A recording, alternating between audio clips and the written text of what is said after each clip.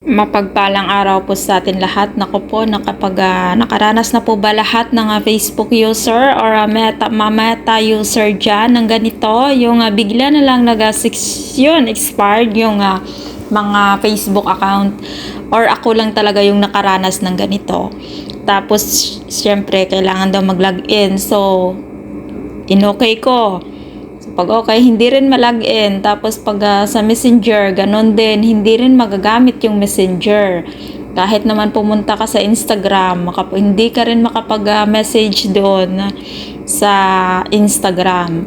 Hindi ko alam kung ako lang ba yung nakakaranas ng ganito sa ngayon, kasi nakailang beses na akong mag-try mag-login.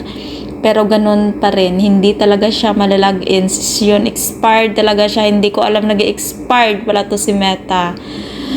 Sana all Meta, ibalik mo na. Dami ng laki-laki na nga ng problema sa'yo, Meta. Ang dami na ng problema sa'yo sa Reels. Hindi nga kung ano-ano yung mga rules mo na hindi maintindihan. Pati ba naman ganito, Meta, Facebook? Ano ba?